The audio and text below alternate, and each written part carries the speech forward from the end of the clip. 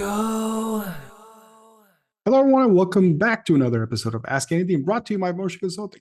I'm your host, Angel Leon, Moser's Director of Personnel.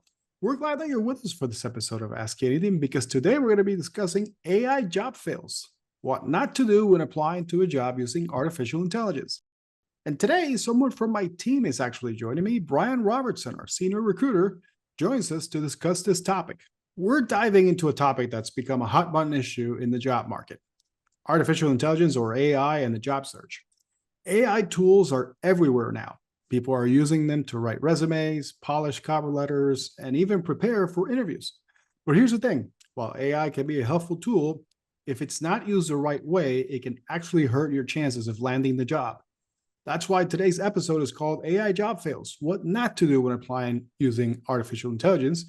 We'll talk about some of the biggest mistakes candidates make when relying on AI and how to strike the right balance between technology and authenticity. But before we begin, let's welcome our guest, Bryan Robertson. Bryan, how are you? I'm doing well. Yourself? It's good to have you. Finally have somebody from my team. That's right. No, good to be here. Thanks for having me. Let's talk about this, because from a recruiter's perspective, what are some of the most common AI-generated red flags you see in resumes or applications? One of the things that stands out that I see on a weekly basis through the application process, a lot of people use the AI to help get their thoughts across, put it out on paper. A lot of people have a hard time getting what they want to say on paper, and I think they use the AI to just essentially do it for them. I don't disagree in doing that. I've worked with that before and trying to get things out on paper. But the biggest problem that I see is a lot of people do not tailor their resume after AI helps them. You want to be authentic. You want to have your own voice. But when, say, you're applying to a data position or a position that has a lot of applicants, well, a lot of those backgrounds are fairly similar. And if a bulk number of those people are using AI, those will come across looking very, very similar, and then no one stands out. I would say if you use AI, that is fine, but sit down, go through, see what AI writes out for you with the information that you give it, and then go through and tailor that in your own words, and then tailor it for the job itself. I think that's the biggest problem we have, is people are just sending out volume, and they don't take that extra 10 to 15 minutes and go through what AI actually gave them. That's good advice. I mean, I think some of the things that we see are skill sets that they say they have, and then they don't align anywhere in the resume within their history. So that's one of the things that we're oftentimes looking at is, you write exceptional leadership here, but you've never held a leadership role, or really never even mentioned leadership anywhere else in your resume, right, while you were being, at such job. So it's kind of the misalignment of information that really becomes a red flag.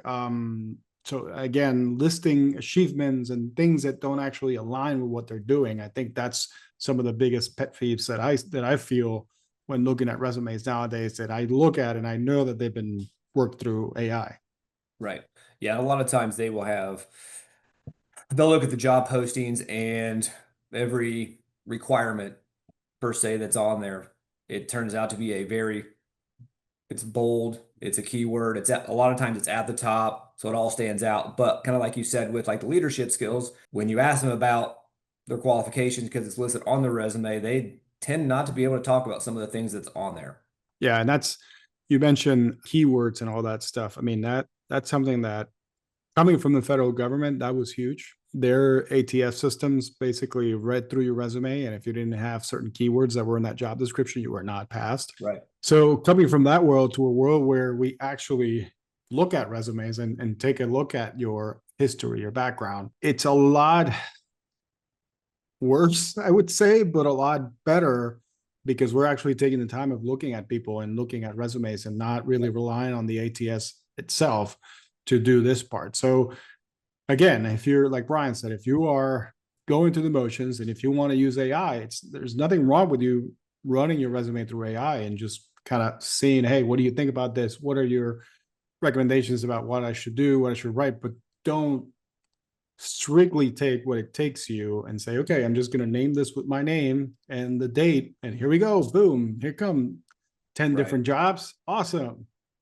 Yeah, and I think in the end, you kind of do a disservice to yourself and also the employer because when you're looking for a job, typically you're looking for speed.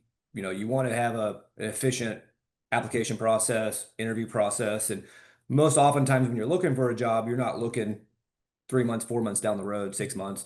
You're looking usually pretty quickly. Well, a lot of times when you put all those keywords in because AI puts the resume together and you don't check it, you might get a lot of interviews depending on what's out there because it's more like a volume type application and resume to where it's going to hit a lot of keywords and a lot of different roles that are similar. You may land more interviews, but at the same time, you're going to probably fail a lot more of those interviews and spend more time because you can't speak on a lot of the stuff that's on there. And in the end, it probably takes longer to get a job than it would if you just took the time, tailor your resume for what you're looking for and the job.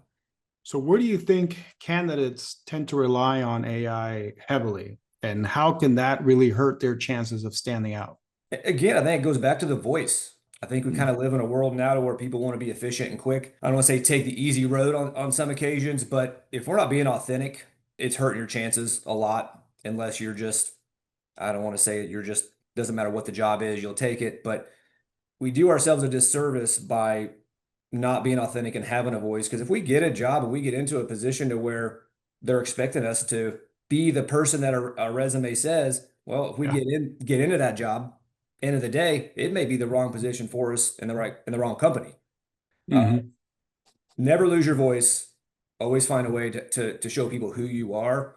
Because end of the day, if you don't, you're going to look like everybody else.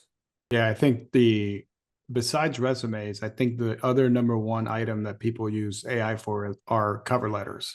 And some, not all, to prepare for interview process. Now, preparing for interview process, you can probably ask it what type of questions am I going to get, Yep. et cetera, based on the job that you're applying to. That's hit or miss because obviously the company that's interviewing you might provide you a different set of questions than what AI brought you, but it can at least give you a ballpark of information. Right. But cover letters, I feel like just like resumes, is something that people tend to abuse a little bit more when it comes to AI, and they tend to leave all of it that they see because we can see it. Like you were saying, the authenticity of these documents now becomes just basically like the old saying for houses, like cookie cutters. And basically, if we see one AI driven cover letter, we're going to see 1,000 of them. So we value personal connections. So honestly, if you're applying for a job, give it your personal touch, like Bryan was saying. Just make sure your voice is coming through. It's not necessarily just the computer talking for you or the AI in this case. Right. And kind of touching base with talking about cover letters, I just think that they help prepare for in the job application. I think when I talk to individuals regarding their application, though, when I'm like, oh, I'm going to move this person onto a technical screen, one of the red flags that I see a lot, they will ask me, well, what kind of questions are they going to ask in the interview? And that really is one that, well, I mean, they could be genuine regarding that. They're just trying to prepare themselves, but a lot of times they're asking because they want to be prepared and set up those questions and answers through AI a lot of ahead of time. Right. That way they're not waiting because sometimes AI will lag and Mm-hmm. it takes time. And then we see you reading through, in the interview process, we see you reading things. But if you can study it up ahead of time because you have those questions, now you almost kind of, slid one past the goalie, because you had those Yeah. questions ahead of time. And we've seen some of that, unfortunately, where we've Right. had to call interviews because we've noticed that somebody's been reading on something, and there's nothing wrong with that, right? But when you're doing this from a bad standpoint, it's going to look bad. It's going to look bad on you. So, yes, you can be prepared. You can actually take notes and maybe set them aside, but just make sure that if you're reading off of something, make sure it's something that's coming from you. Sure. Right. So, have you come across examples where AI has made applications feel generic or even misleading? Oh, absolutely. Yeah. A lot of times, again, going back to taking the time to go through your resume, if you don't, a lot of times AI will misspell. They'll have Mm-hmm. spacing errors. They will duplicate phrases within your resume that Yeah. if you look at them, you're like, that's a very well articulated phrase that you don't typically hear typed out very often, and then it's repeated 3 times through the resume. And then if you pay attention to those kind of rare occasions, some of those phrases will be very, very similar to other applications in the same field. That's a bunch of people typing in, use this, but make me sound smarter. Right. As the prompt. It happens. And it's interesting too, because when you look at how someone types the resume out, how they write, like you read the phrases and kind of how they put the resume together. But when you talk to them, the authenticity and kind of personal touch seems way off based off of kind of what you read on the resume. That makes sense. They just don't seem to match. Again, take your time, look through it, make sure stuff's spelled correctly. I mean, we all have auto, spell check on the resumes. It's going to pick up a lot of your mistakes, but if you don't check, AI will pick up, we'll miss a lot on the resume. Yeah. And I think going back to my original point on the first question, where you claim expertise on something, and when we go out to look at it on your experience, if it doesn't reflect, sometimes that happens because AI probably took, well, this person has been a data engineer for the last 3 years. Oh, I'm pretty sure they probably run across this.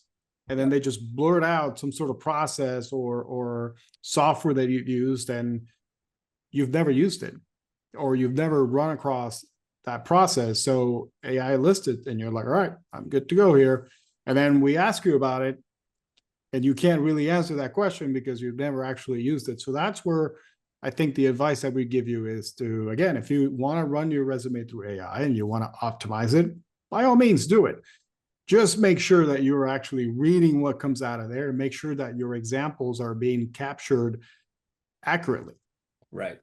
Make sure what's on the resume is something you've actually done through the years and not something you did, in high school for one time and then they plaster all over your over your resume. I mean, that's not really experience, I guess you could call it. Yeah, exactly. So what advice would you give to job seekers who want to use AI tools effectively without losing their personal voice? I think it can be used effectively if you're careful with it. I think anymore, I think we rely sometimes too much on technology, just day to day, and not just AI, but just technology in general. We don't have to use AI to do things for us. I think if it were myself, I would try to take a little extra time, try to do the resume myself, and maybe help fill in the gaps with AI, not just solely rely on a tool that could get it done faster and maybe more efficiently, quicker. Take your time, go through it, and make sure you'll surprise yourself. And that way it's a full authentic resume and not fully AI in a sense. But I think we can use AI not only, if you're a job seeker, it's going to help you find more jobs probably faster, depending on what you're looking for. I think that can help out finding more options for yourself, and also too from a recruiting perspective can help us automate, be more efficient with the resumes that kind of come through the pipeline. That way we can kind of focus more on the recruiting side of it, not more on the sourcing side in a sense. So I think, be as authentic as you can be and do things yourself as much as you can, and then let AI help if need be. Kind of like a lifeline, I guess. Right. Just don't solely rely on it because maybe that's the cool thing to do, or maybe you don't want to take the time to do it. It's okay to put a little extra time into something. I think you're going to feel a little more value in that resume if you land a job that's yours and all yours and not 90% AI.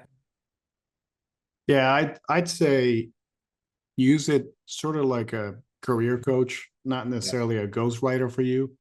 Obviously, if you're inputting your stories, the things that you've done at work, then yeah, it might expand it a little bit more than what you're telling it. Just make sure that whatever expansion it's doing, it's actually within the guidelines or actual things that you did at work. Because yes, I mean, everybody fluffs their job history. There's no denying that there.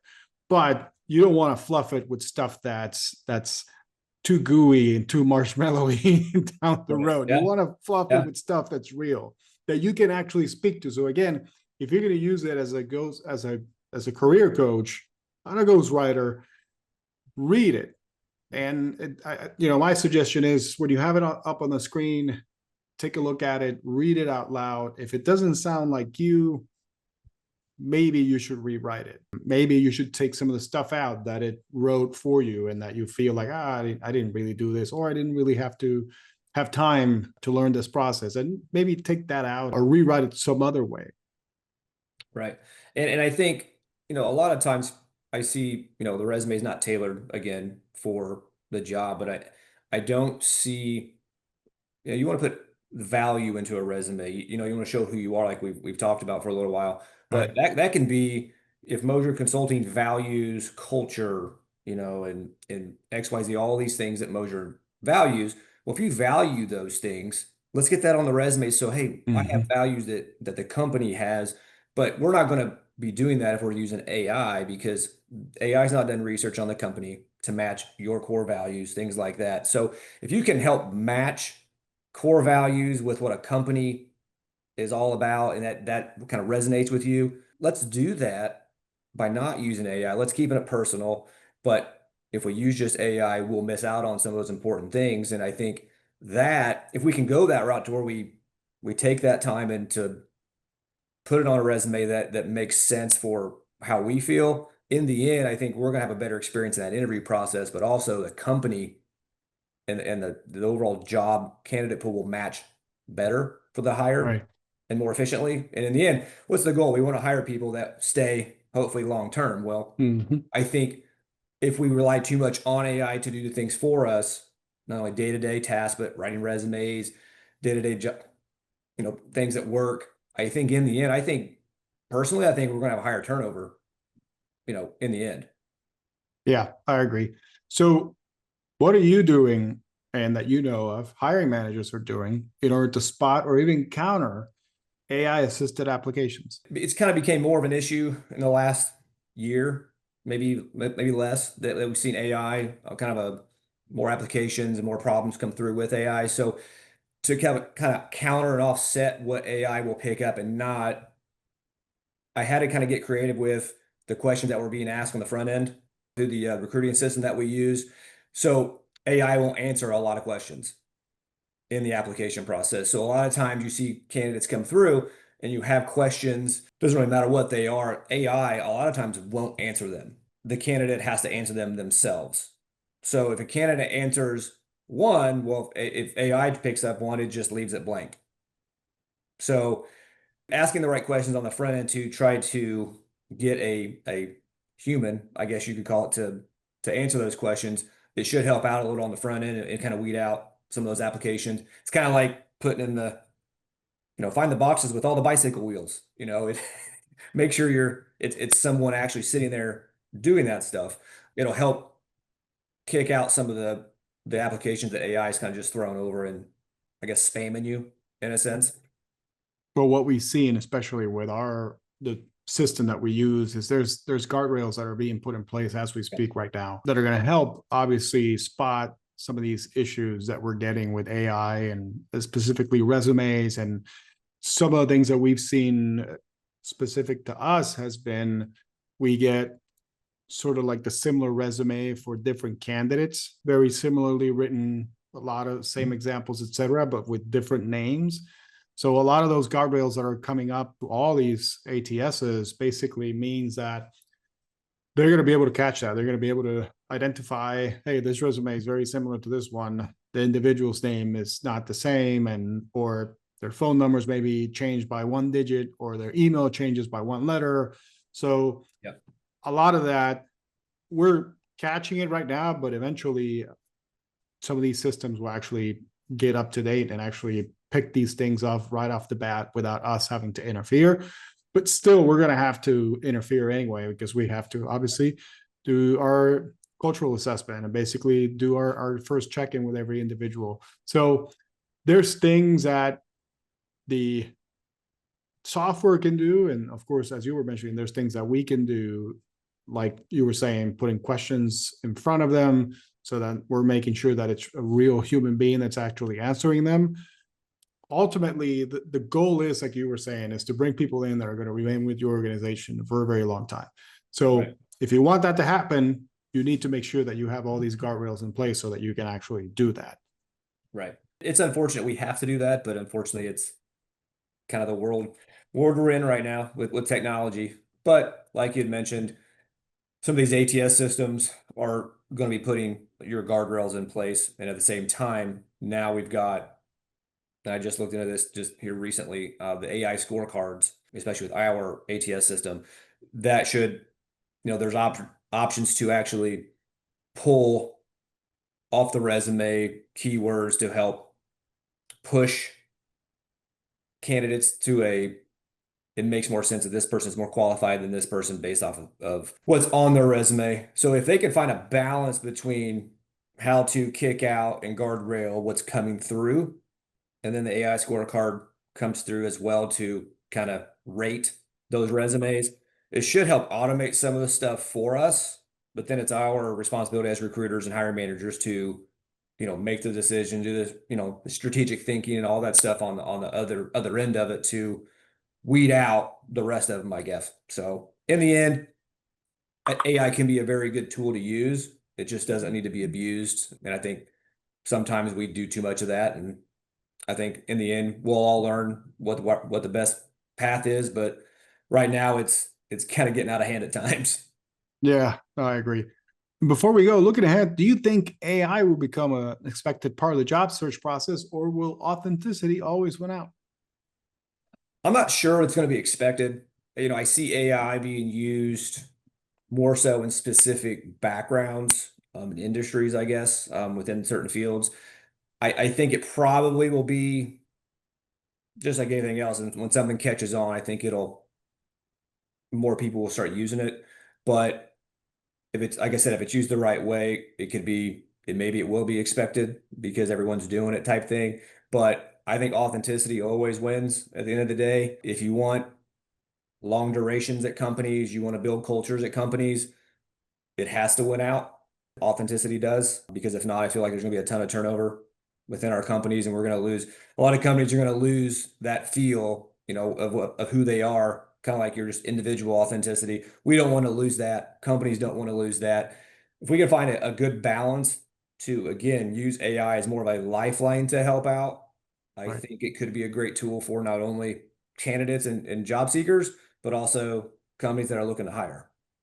Yeah, I think it'll definitely become a standard tool. I mean, I don't think it's going away anytime soon, but I think if you want to stand out, if you want to continue to be that it candidate that companies are looking for, your authenticity is going to have to stay afloat. It's going to be the top priority for you. It has to be, because otherwise you're going to be just another one in a stack of resumes. So if you're not standing yourself out, if you're not putting yourself out there by being you, then I hate to say it, if you keep using AI to build your resumes and build a cookie cutter resume for you, then you're going to be left behind by the people who are actually still being authentic. So Right. I agree. Yeah.